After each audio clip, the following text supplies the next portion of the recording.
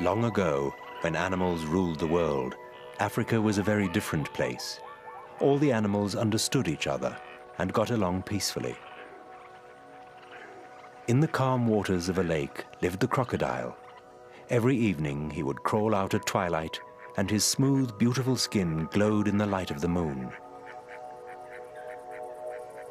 One night, a curious frog saw this beautiful creature.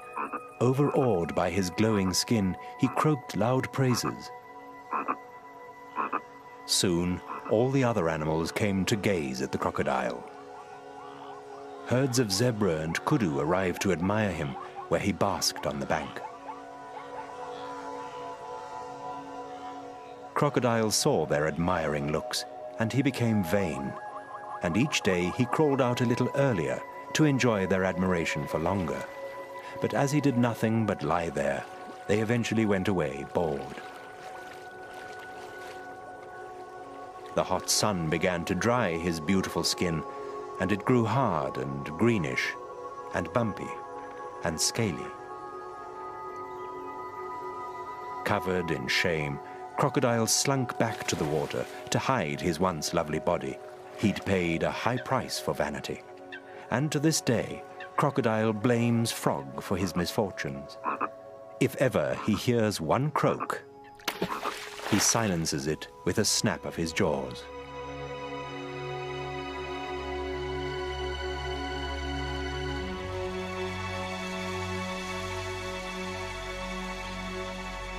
Crocodiles are the world's largest reptiles. They look like a relic of the dinosaur days, and indeed their family is very ancient, one of the oldest on Earth. Reptiles come in all shapes and sizes.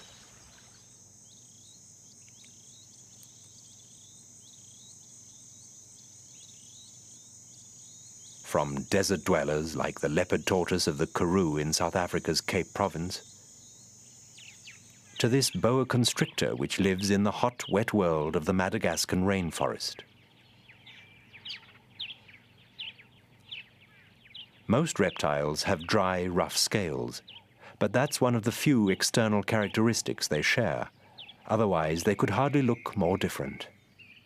This chameleon is just one member of a family that has nearly 7,000 distinct species.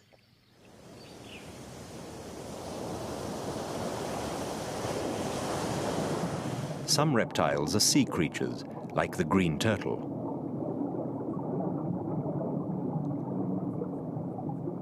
Most reptiles live permanently on land, but crocodiles divide their time between land and water. Though they're the biggest of the reptiles, not all are large. Of Africa's 3 species, the West African dwarf crocodile rarely grows longer than 2 meters.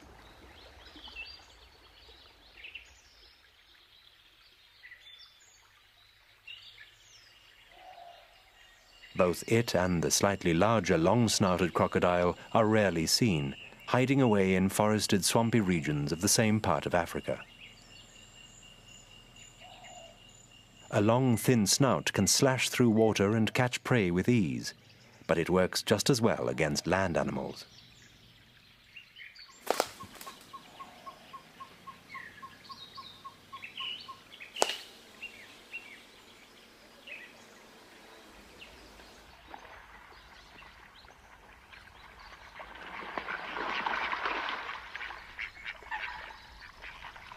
The Nile crocodile is Africa's largest and best known.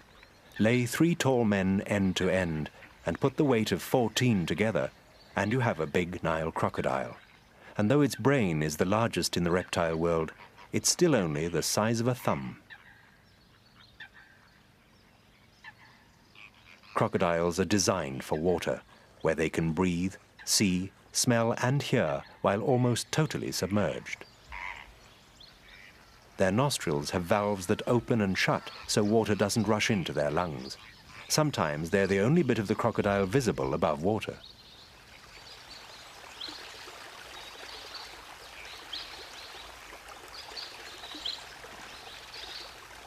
Eyes that look like a snake's have 3 sets of eyelids, top, bottom, and an inner set, the nictitating membranes. The nictitating membranes keep the eyes moist and clean, but they're also somewhat like a diver's goggles for underwater work.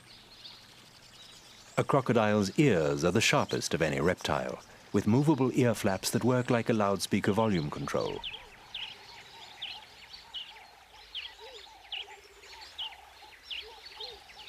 Short, stubby legs end in webbed back feet for steering and paddling in water, and blunter front feet for climbing banks and digging. Crocodiles have no lips. Even with jaws clamped shut, water leaks in. However, plumbing problems are solved by a special palate at the back of the throat. This shuts on submersion to keep the crocodile watertight.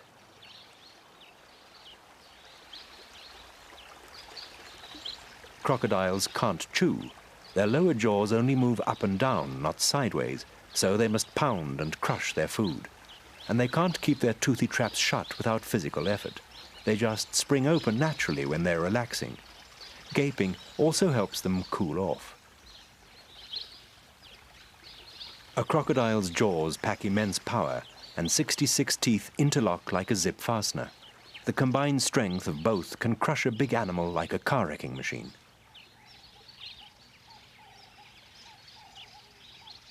The word crocodile comes from the Old Greek krokodrillos, pebble worms. Worm hardly describes this big reptile. But in medieval times, it also meant dragon, much more suitable for an animal as scaly as that mythological monster.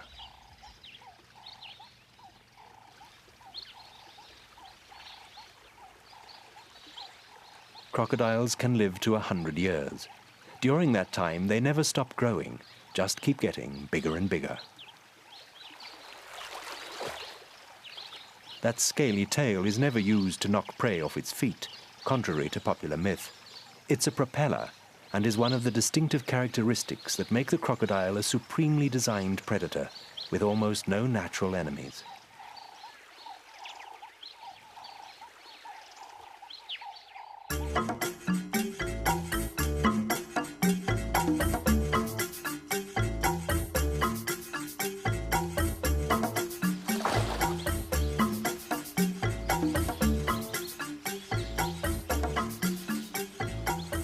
From day one, a crocodile learns that scales and bumps make you look remarkably like a log. Just lie quite still, and your meals will be completely fooled.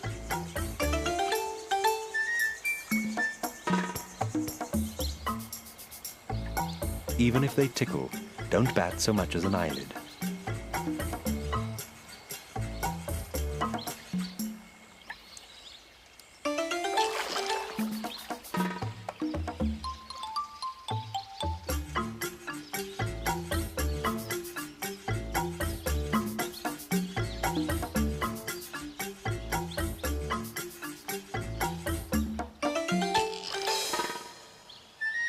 From small meals, big crocodiles grow, and naturally appetites too. The true heavyweights of the Nile crocodile world live in East Africa. Each year, on long annual migrations, huge herds of zebra and wildebeest must ford rivers full of crocodiles.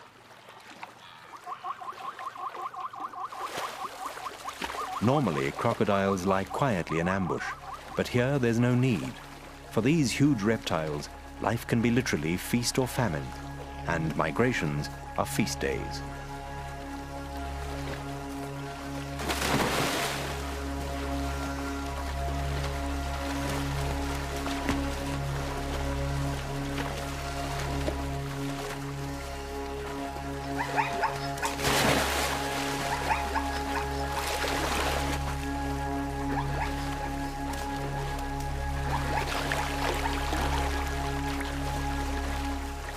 Most cross safely. Some just make it, but others never reach the opposite bank.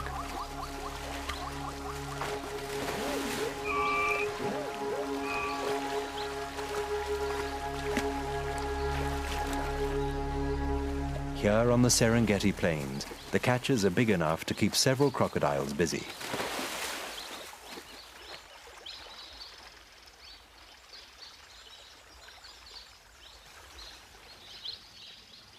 Very few reptiles hunt and eat together, but crocodiles do. Between April and May each year, bream migrate upriver at Ndumu on the South African border with Mozambique, and the crocodiles line up in toothy welcome.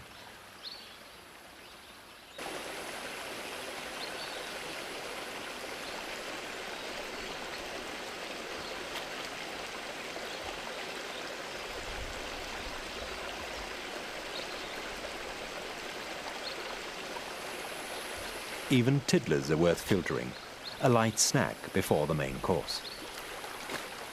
Other fish fanciers know of this eating place.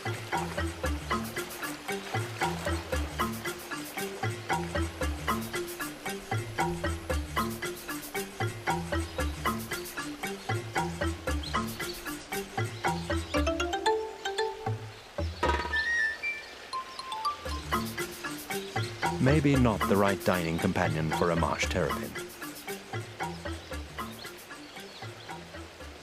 A curve of crocodile tails creates a solid fish net.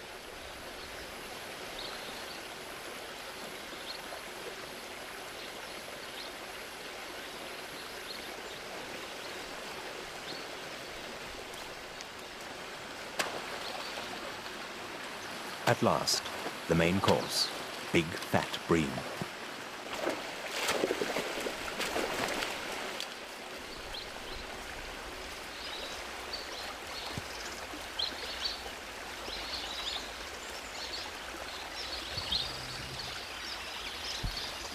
This looks as hard as fishing in a barrel.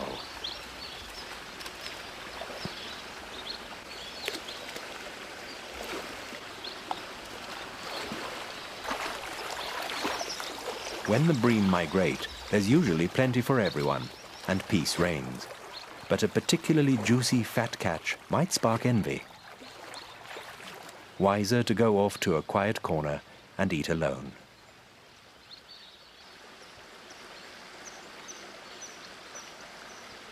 Crocodiles often swallow meals whole. An acid bath of digestive juices quickly liquidizes them. It's as powerful as car battery acid and can even dissolve bone. Whole or partially shredded, but never rotten, crocs like their food fresh.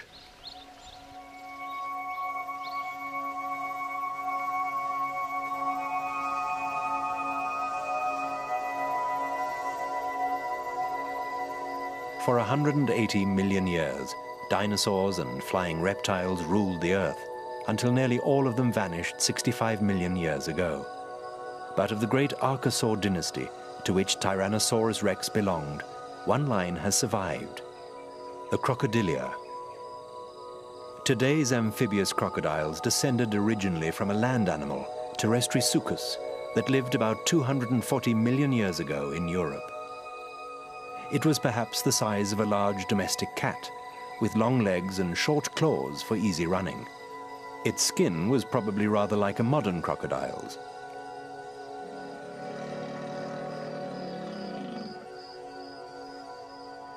Then, about 200 million years ago, the Protosuchians arrived on the scene. They also lived on the land. Their belly scales were fused into a protective shield, like today's tortoises, and 2 rows of plates defended their spine. But their legs were shorter and their skulls and jaws longer than Terrestrisuchus.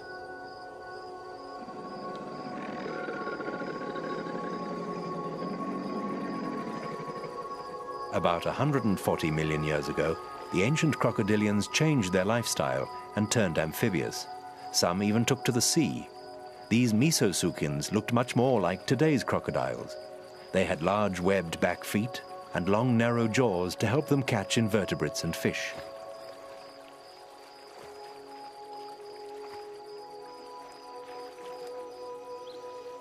Modern crocodiles evolved 80 million years ago when warmer climates brought greater diversity and size. Some were huge then. A fossil found in Texas was 15 meters long. The skull alone measured 2 meters. Aptly named Terrible Crocodile, it weighed as much as a bus, would have stood as high as an average ceiling, and was as big as Tyrannosaurus rex.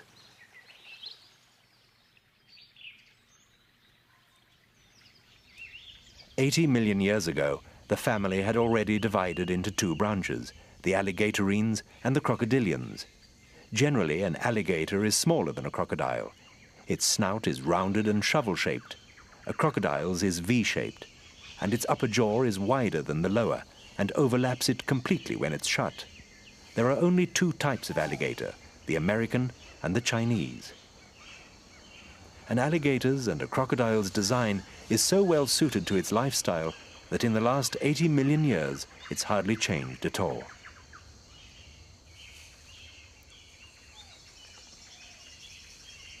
Hard to believe, but this sharp-toothed animal shares certain of its features with birds, such as a muscular gizzard to crush food before it goes into the stomach. Crocodiles also make nests, but they're very different structures from the average bird's nest. Way back over 300 million years ago, the ancestors of both crocodiles and birds were related.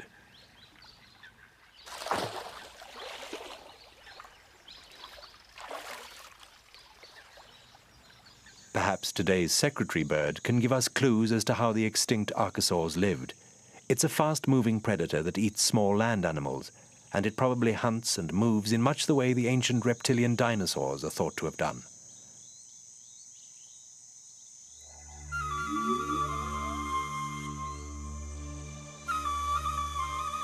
As crocodiles have changed so little in the last 80 million years, perhaps a closer study of them might explain why dinosaurs existed for so long.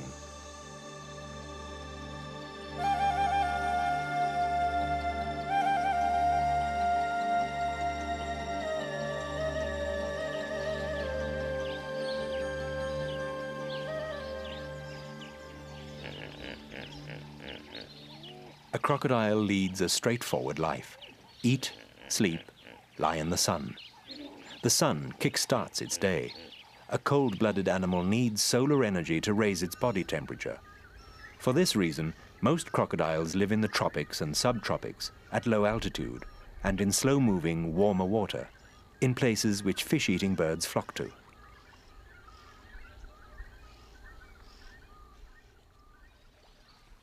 Even on some oceanic islands, like Bazaruto off the coast of Mozambique, there are crocodiles. The pioneers would have had to cross the open sea to reach this idyllic place.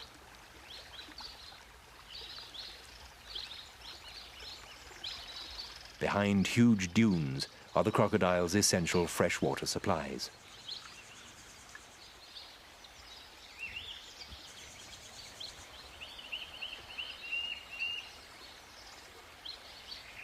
Crocodiles are also partial to mangrove swamps, easy to hide in, good for food.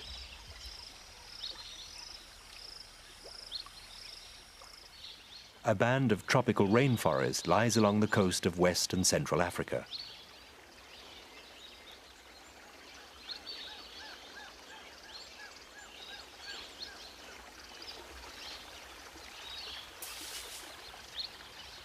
This is slender-snouted crocodile territory. It hunts on land as well as in the water, but has no hope of catching a distant relative which can take to the air.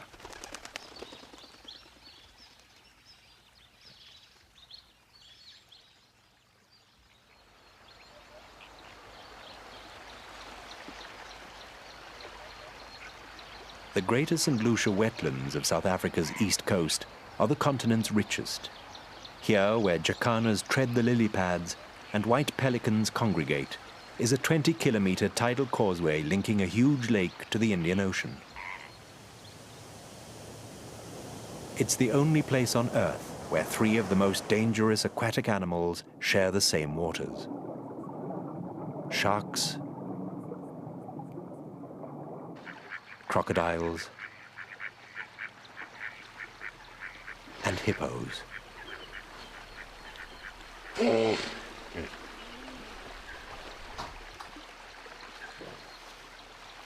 There are also multitudes of water-loving birds, lured by huge populations of invertebrates and fish, frogs and crabs. It's a busy place.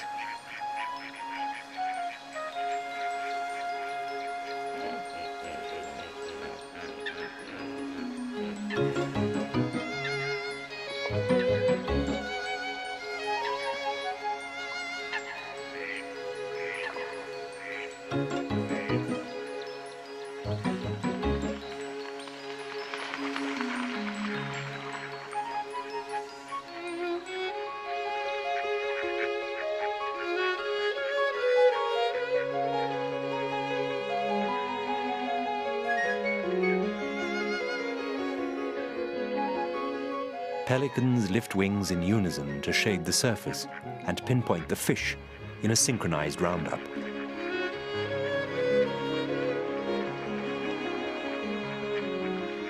Cormorants synchronize their panting. And a pied kingfisher is challenged by a big catch.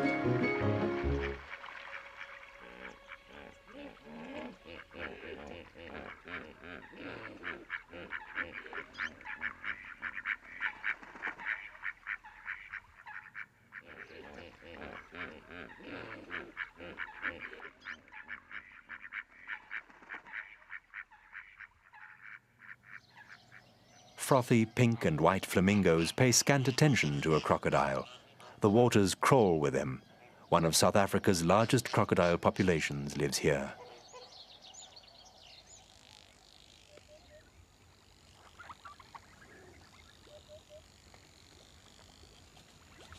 This is one animal for whom sunbathing is good. It can't function without the sun and needs a daily dose to keep going. A crocodile uses the temperature difference between land and water as the thermostat that adjusts its central heating system, regularly traveling between the two to keep its temperature steady and soaking up the sun as it needs it.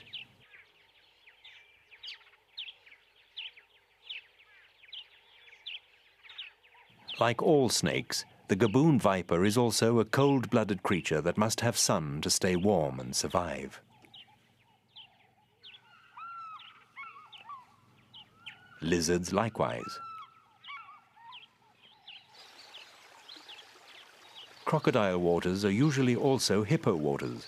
The two normally maintain a state of uneasy truce, but sometimes the hippos deliberately break it. These are extremely dangerous herbivores. Some crocodiles are eating a freshly killed nyala, spinning their bodies to rip chunks of flesh, since they cannot bite it off.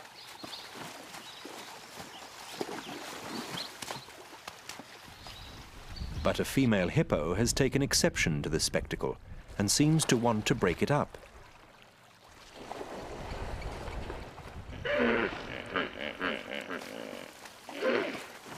Not one of the crocodiles could match her for size or strength, and they leave her be.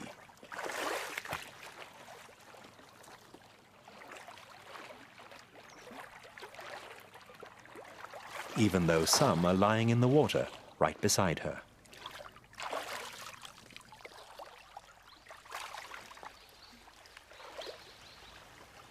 They outnumber her, but she ignores them and makes for their favorite basking place.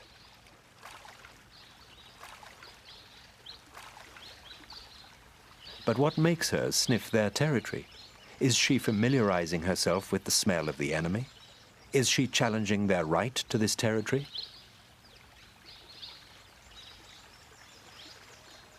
Perhaps her entire behavior is an assertion of dominance, or she may be protecting a young hippo calf not far off.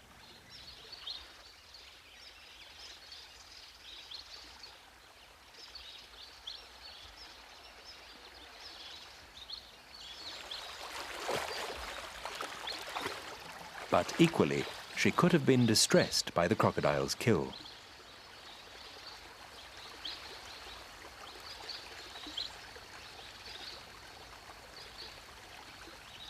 Hippos are believed to mourn another mammal's death, just exactly as elephants do.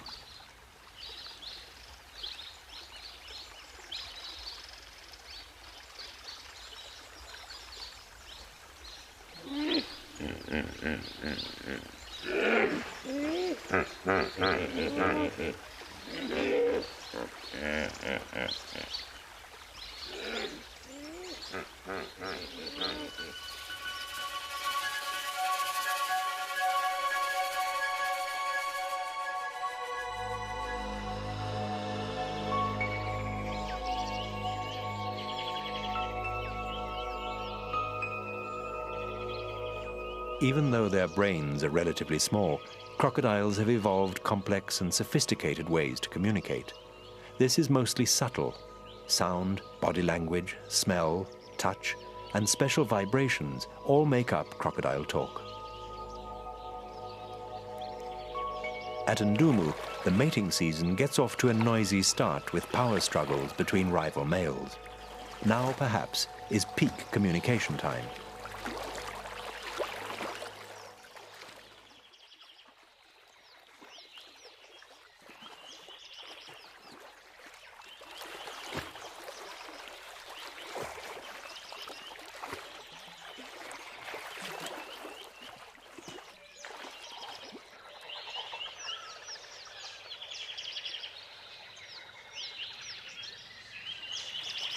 It's a race to breed, and everyone's going for broke.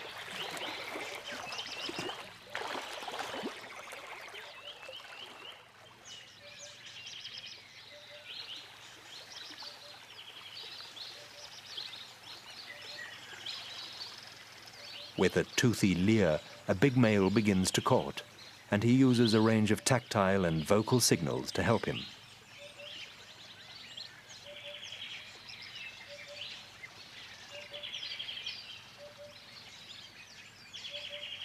He slaps his head on the water to show dominance.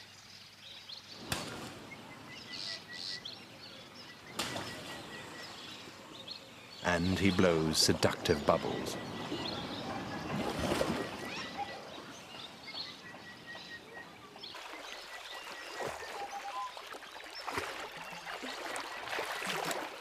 And vibrates his body so the water jumps in what's called a finger dance.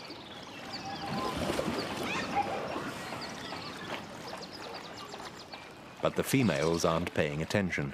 They're fighting to be first to mate, since there are not many males of his caliber around. And one of them has fought off her rival. In this part of the reptile world, it's usually female who pursues male. He just needs to make the slap, bubble, and vibration moves, which are the prelude to mating.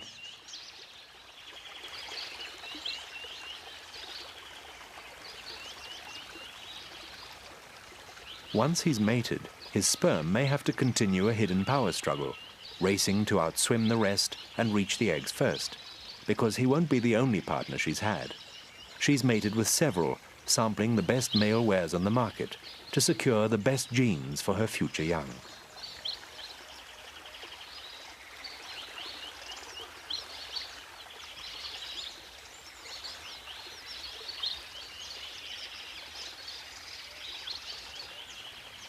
She may be sharing an intimate moment with one male, but she won't refuse a newcomer who's arrived to prize her away.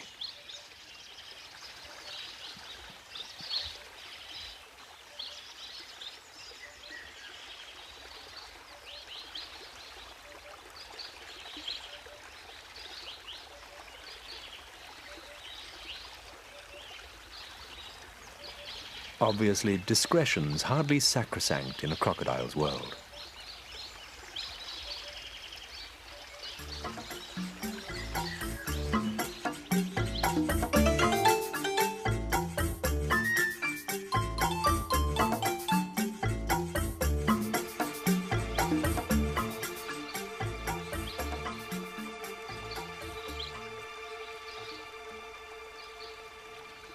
What is sacrosanct to a female crocodile is her young.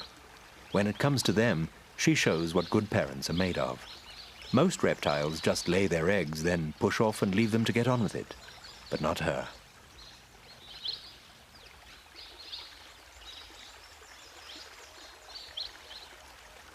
Being a good parent mostly means being a bodyguard, and you could hardly find a more intimidating one than this great scaly creature.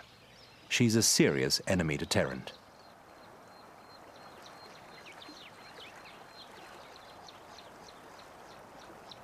Several months after mating, she digs a nest by the water.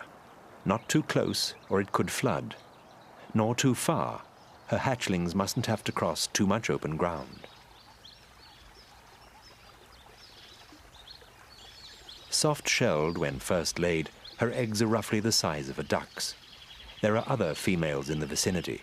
This bank is a crocodile maternity ward.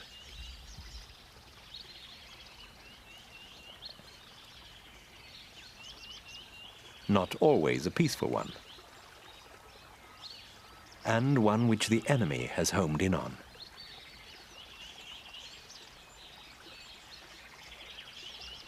She's finished laying and covers her eggs with a warm soil blanket. How warm this is will be crucial to their future, so will camouflaging the nest.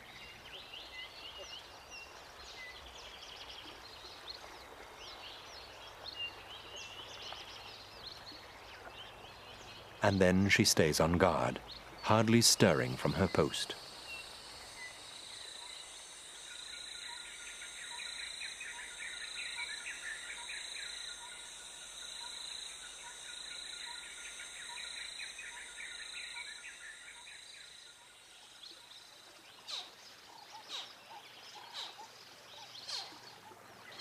Three long months later, her eggs are hatching. At the very first squeak of life, Mother makes a beeline for her hatchlings.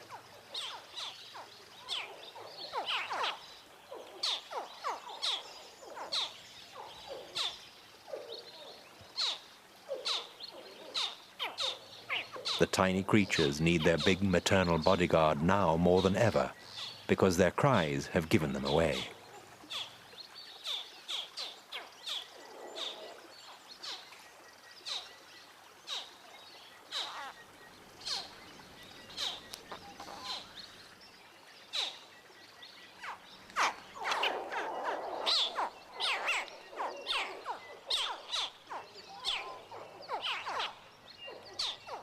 They need to be escorted to the water.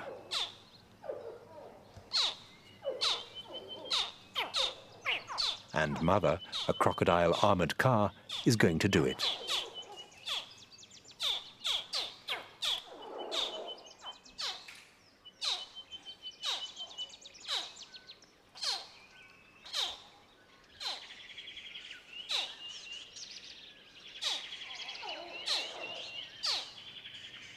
Jaws and teeth that can crush a buffalo to pulp won't even scratch them. Not quite a full cargo. Room for a few more in her special mouth pouch.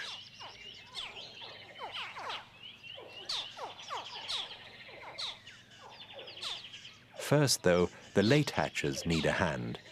As she digs, the vibrations stimulate them to get cracking and come out to her.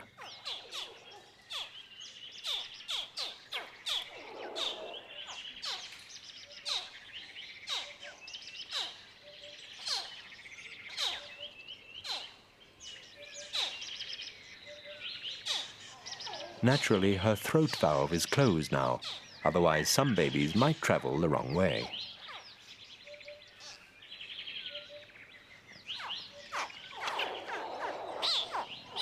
Full up and off to the water. But someone else in this ward is blocking the corridor.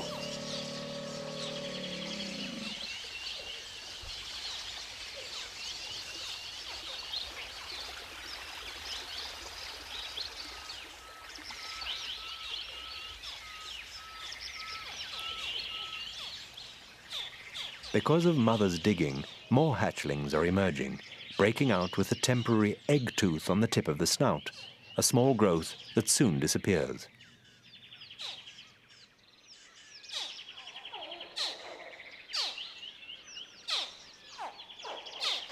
The hatchlings began their race for life in the egg. With its limited oxygen supply, suffocation could have been the penalty for delay. The sex of most animal embryos is fixed from the very moment of fertilization. But remarkably, it's an external force that has a determining role in whether male or female climbs from a crocodile egg: temperature. And equally remarkably, temperature also helped design their skin markings.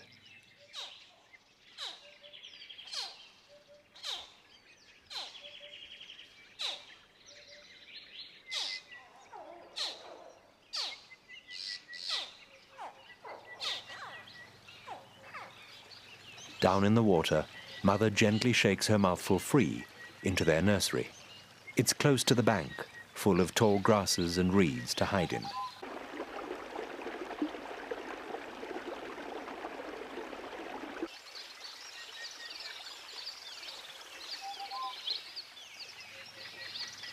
But this is an alarming place for something so tiny.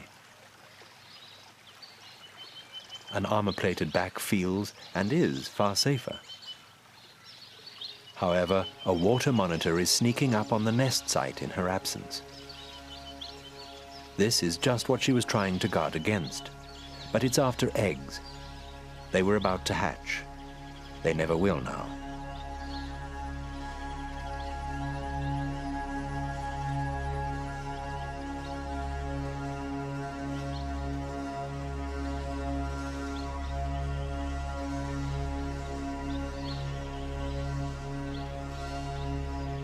Even though their mother does her best, only about 2% of her clutch will reach adulthood. A crocodile's early years are the years of living dangerously.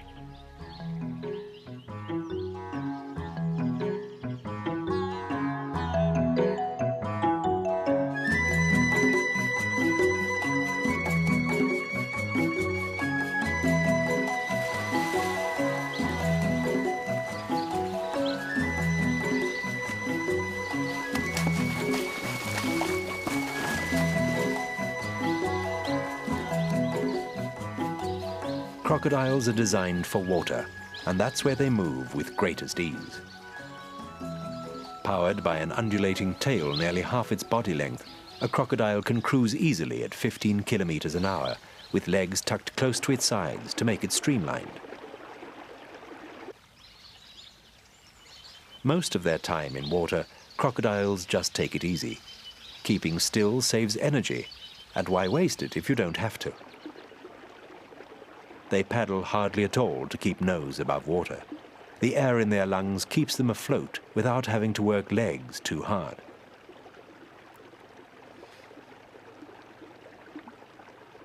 Oxygen is fuel, and when a crocodile goes under, its heart may slow to just 4 beats a minute to conserve this precious resource.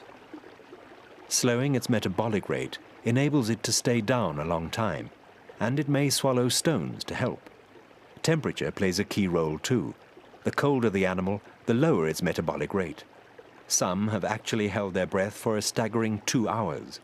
A crocodile is a living oxygen tank that should be the envy of human divers.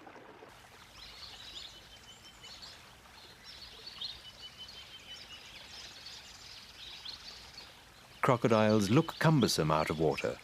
They are capable of short bursts of speed, but mostly they go slow and steady on land, rolling their way to their destination.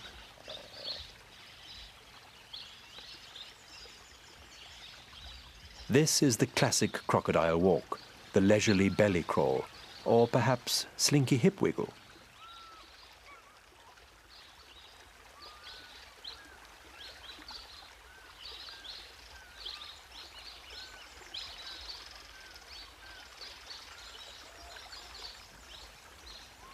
Like holidaymakers, crocodiles leave their swimming pools in order to soak up the sun. Once settled, they hardly budge.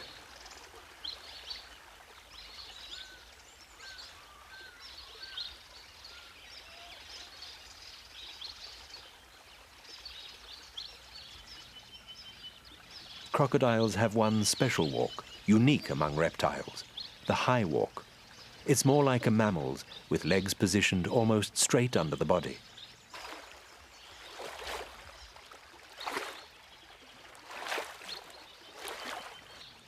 It's the best way to clamber over other sunbathers without upsetting them.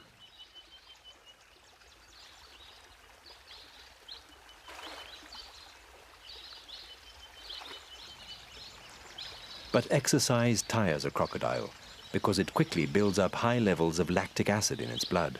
So after a major workout, like catching prey, a good rest is just what's needed for general well-being, so the levels can drop.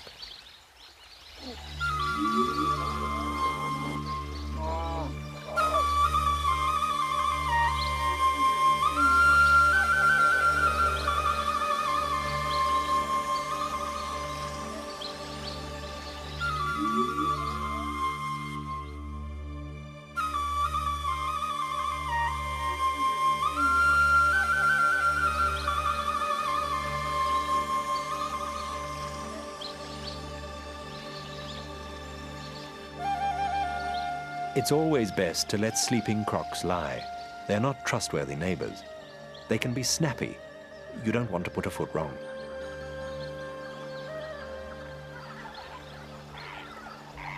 It pays to have wings to keep out of reach.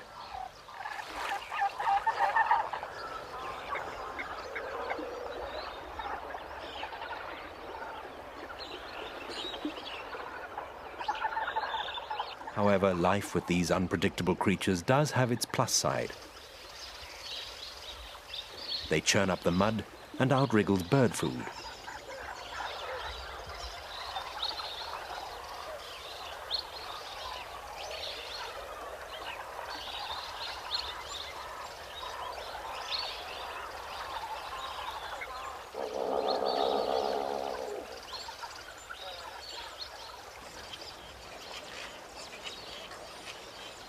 Hanging round a croc's pool also has benefits for homemakers.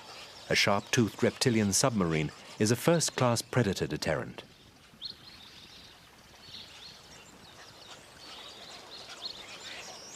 However, almost nothing in life comes free. Nesting birds may benefit from a crocodile's unwitting protection, but the protection racketeers exact their fees. This is not a cheap nest site.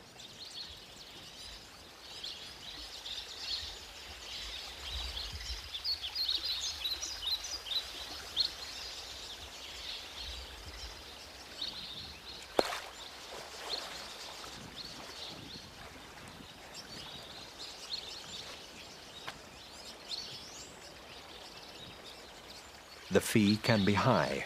Some nestlings pay the ultimate price to the protection gang.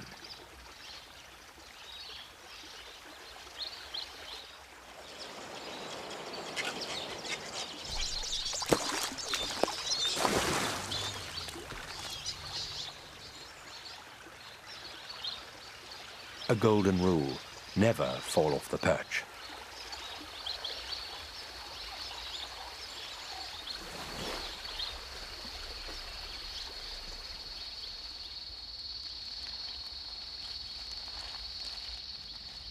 There is one animal that seems somehow immune to crocodile attack. The waterbuck. Pungent body odors that waft crocodile wids make them keep their distance. This antelope can enter the water apparently without fear.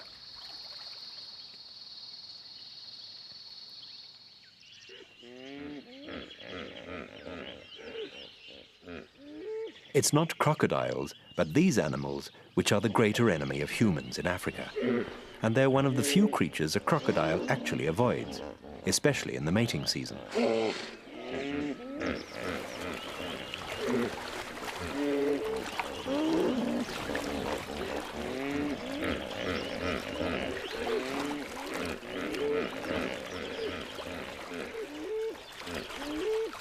Two big male hippos go into battle with their teeth, which are like swords. To them, sex is a serious issue. They may battle for days, with the loser losing more than the fight.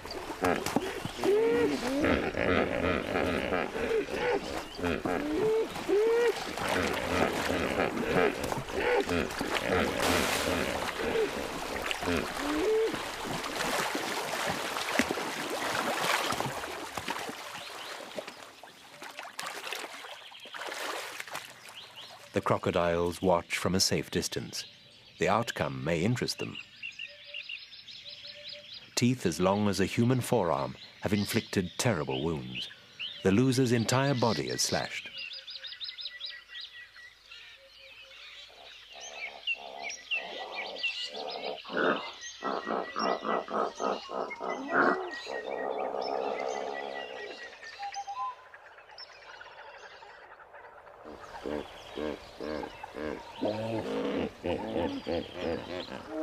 The defeated male is so badly hurt he has trouble even moving.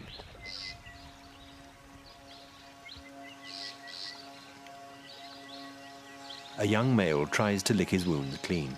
Perhaps there's an instinctive spark of fellow feeling towards another male.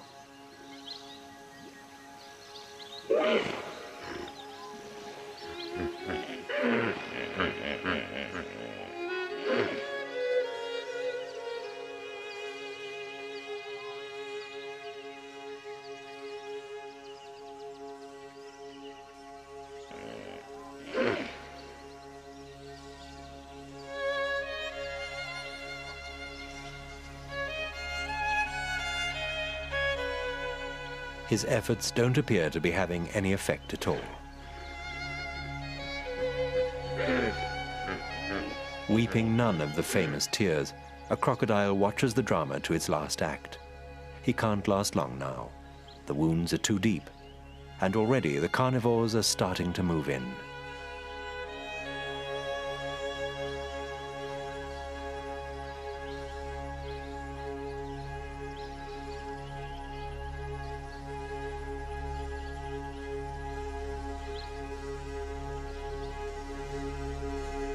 One last breath.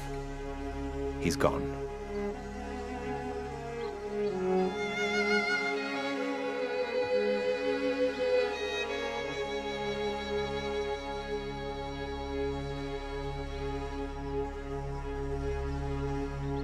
With nothing to fear now from its traditional enemy, the first crocodile tests the corpse for somewhere to bite.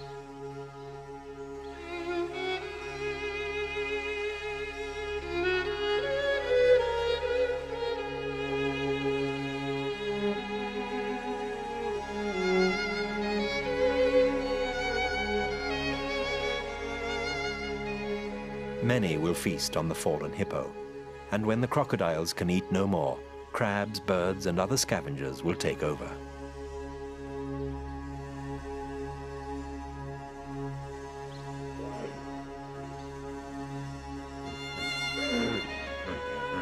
The crocodiles of Africa's wild places have a great number of competitors and an even greater variety of prey. Over millions of years, these two factors have honed them into versatile, opportunistic hunters, master predators, old as the dinosaurs, a legacy from the days of Tyrannosaurus Rex.